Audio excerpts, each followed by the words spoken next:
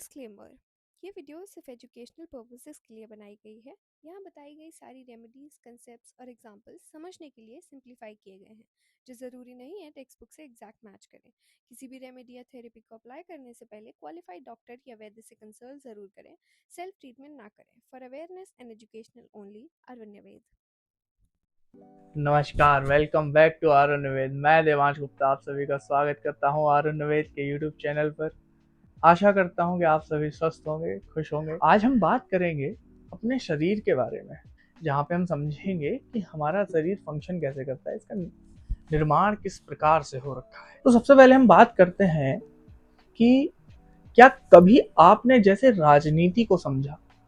कभी बैठ के जैसे सोचते नहीं हम राजनीति के बारे में, जियो पॉलिटिक्स के बारे में, दूसरों के घर के बारे में, किसी की जीवनी के बारे में, किसी मशीन के बारे में हम जानने का प्रयास करते हैं कि एक मशीन कैसे काम करती है, उसके अंदर क्या सिस्टम रहता है। तो हर एक चीज को जानने का प्रयास करते हैं। मेरा आपसे सवाल ये है कि क्या कभी आपने बैठ के सोचा है कि हमारा जो शरीर है वो केवल एक ढांचा है, हड्डी मांसपेशियों से जुड़ा हुआ, या कुछ अलग सा है इसमें? आयुर्वेद कहता है कि हमारी बॉडी कोई एक सिंपल स्ट्रक्चर या कोई साधारण सी संरचना नहीं है। ये प्रकृति का एक जीवित और स्वयं को संतुलन करने वाला तंत्र है। जब ईश्वर ने शरीर का निर्माण किया तो केवल अंगों को जोड़कर एक शरीर का निर्माण नहीं किया। उन्होंने एक ऐसा सिस्टम तैयार किया जो खुद को संभाल सके, खुद को ठीक रख सके, जो प्रकृति के साथ जुड़कर रह सके। यानी कि पंच महाभूत से मिलकर एक संरचना का निर्माण हुआ। और आयुर्वेद क्या करता है कि इसी तंत्र को समझाने का हमें प्रयास करता है।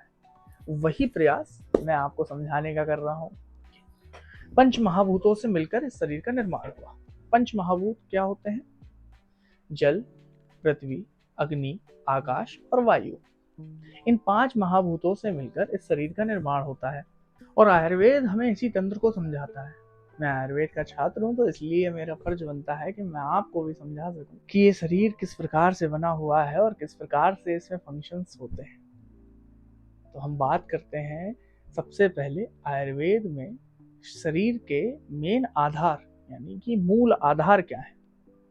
तो आयुर्वेद में 3 मूल आधार का वर्णन किया गया है। जैसा कि चरक संहिता में वर्णन मिलता है, वायु पित्तम कफश्चेति त्रयोदशा समासिता। इसका अर्थ है कि वात, पित्त, कफ, ये 3 ही शरीर के मूल आधार हैं। इनके बिना शरीर में कोई भी प्रोसेस नहीं हो पाएगी। इसके बिना हमारी बॉडी में कोई भी प्रोसेस पॉसिबल ही नहीं है।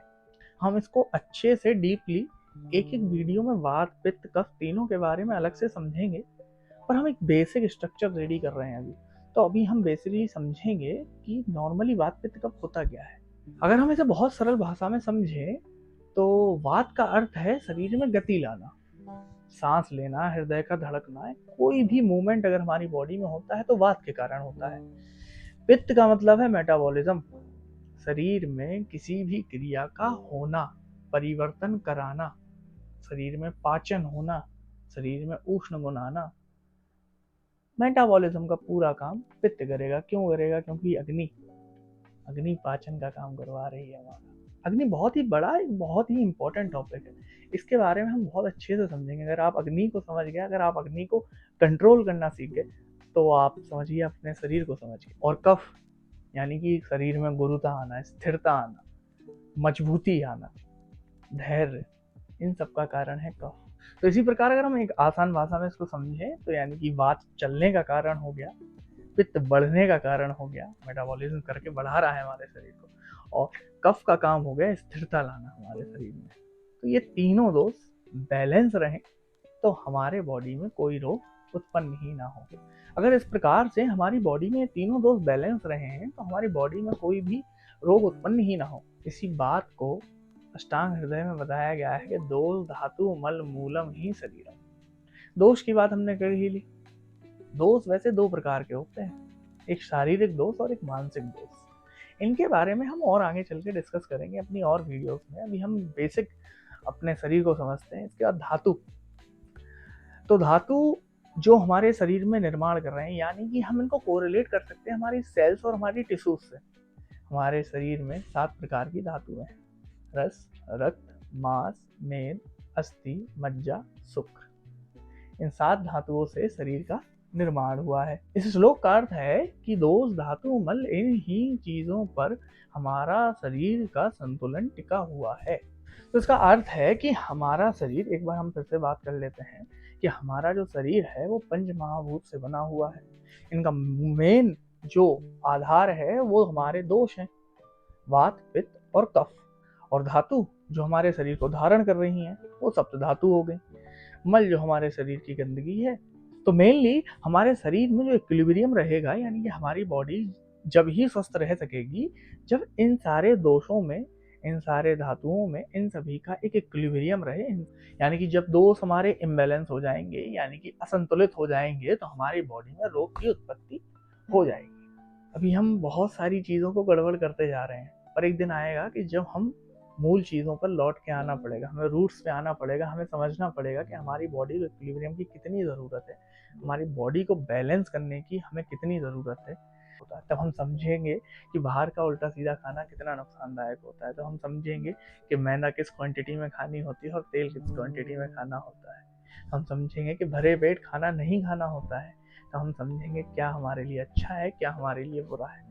और उससे पहले कि हमें समझना होगा कि हमारे शरीर, हमारी प्रकृति हमसे क्या चाहती है, हमारा शरीर हमसे क्या चाहता है। अब एक बहुत अच्छा पॉइंट आता है कि जब शरीर अपने आप को खुद संतुलित रख सकता है, अपने आप को खुद संभाल सकता है, तो फिर ये डिसीजेस कैसे हो जाती हैं। मतलब यानी कि हम तो अपने आप क्योर हो जाएंगे ना, हम अपने आप ठीक हो जाएंगे, फिर हम डॉक्टर के पास क्यों जाते हैं। देखिए, आयुर्वेद कहता है कि एक दिन में तो रोग उत्पन्न होगा नहीं। धीरे धीरे धीरे धीरे धीरे धीरे जब हम प्रकृति के विपरीत जाएंगे, यानी कि हम वो काम करेंगे जो हमारी बॉडी से, हमारी बॉडी की प्रकृति से और जो हमारे नॉर्मल एनवायरनमेंट से एकदम हटके हो, तो उसके कारण हमने भी बात की, दोष है हमारे बॉडी के, उनमें इम्बैलेंस आ जाएगा। उनमें इम्बैलेंस आने की वजह से धीरे धीरे लक्षण दिखाई देंगे।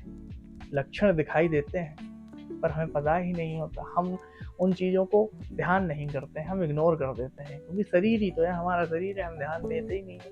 ठीक है, तो हम उन लक्षणों को अगर इग्नोर ना करते हुए प्रारंभिक, यानी कि पहले ही फेज में उन चीज़ों को डायग्नोस करके उस चीज़ को ठीक कर लें, उस काम को, मतलब जिसकी वजह से ये प्रॉब्लम आ रही है, हो सकता है देर तक जागने की वजह से, या दिन में सोने की वजह से, हो सकता है विरुद्ध आहार खाने की वजह से, हो सकता है कुछ ना खाने की वजह से हमारे शरीर में वो रोग आ रहे हों और उसके लक्षण हमें दिखाई दे रहे हैं, यानी कि उसके सिम्टम हमें दिखाई दे रहे हैं।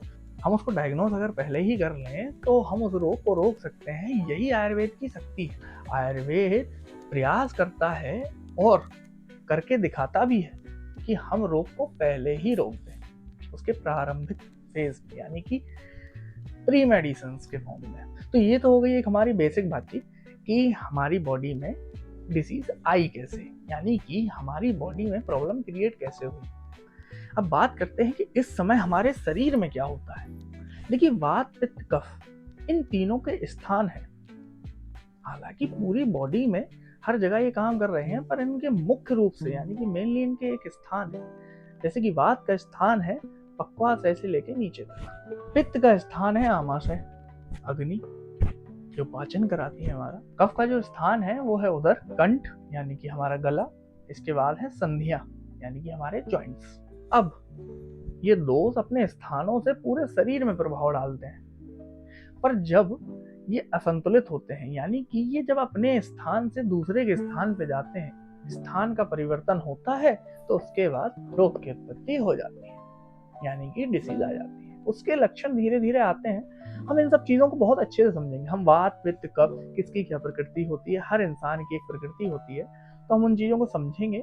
तो मेनली अगर हम अपने शरीर को बैलेंस रखें तो यानी कि हमें कोई डिसीज नहीं होगी।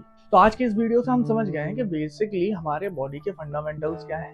ठीक है, आगे हम अपनी वीडियोस में आपको समझाएंगे कि धातु क्या होती हैं, ये दोष, इन दोषों को अलग अलग तरीके से आपकी बॉडी की प्रकृति क्या है, इस बात को हम धीमे धीमे समझने का प्रयास करेंगे अपनी अगली वीडियो के माध्यम से। और अगर हाल में ही आपकी बॉडी में बहुत ज़्यादा लेजीनेस आई है, आपकी बॉडी में बहुत ज़्यादा पेन आया है, आपकी बॉडी में बहुत ज़्यादा स्टिफनेस आई है, आपको नींद नहीं आती है, या आपको बहुत ज़्यादा नींद आती है, या आपको बहुत ज़्यादा एसिडिटी होती है और बहुत टाइम से हो रही है, कभी ठीक हो जाती है, कभी गड़बड़ रहता है, तो आप एक बार किसी डॉक्टर से कंसल्ट कर लें, एक बार अपनी बॉडी को डायग्नोस करा लें कि ऐसा ना हो कि आगे चल के ये डिसीज़ और ज़्यादा बढ़ जाए। कोई भी स्किन डिसऑर्डर हो, किसी चीज़ के भी, मतलब आपकी बॉडी में कोई सडन चेंजेस पिछले 1-2 साल के अंदर आए हैं या बहुत लंबे टाइम से कुछ चेंजेस आ रहे हैं, तो एक बार आप डायग्नोस ज़रूर कराएं। स्वस्थ रहें, हंसते रहें, मुस्कुराते रहें। तो अगर आप इस पॉइंट तक हमारी वीडियो में आ चुके हैं तो आप हमारे सफ़र का हिस्सा बन चुके हैं, हमारे साथ चलने के लिए तैयार हैं और स्वस्थ रहने के लिए एक आरोग्य की ओर जाने के लिए तैयार हैं। और हमें बताइए कि आपकी क्या समस्या है, क्या परेशानियां हैं, और हमें बताइए कमेंट के माध्यम से कि हम क्या चेंज और ला सकते हैं और अच्छे से समझाने में। क्या मेरी आवाज़ में या हमारी बातचीत में कोई समस्या आ रही है? प्रयास कर रहा हूँ कि मैं आपको बहुत ही अच्छे से, बहुत ही सरल भाषा में आयुर्वेद को समझा सकूँ। ऐसे ही हमारे साथ जुड़े रहिए, सपोर्ट करते रहिए और प्लीज़ शेयर करिए अपने फैमिली मेम्बर्स के साथ। तो जल्द ही मिलेंगे ऐसी ही एक इन्फॉर्मेटिव वीडियो के साथ। तब तक के लिए धन्यवाद। राधे राधे।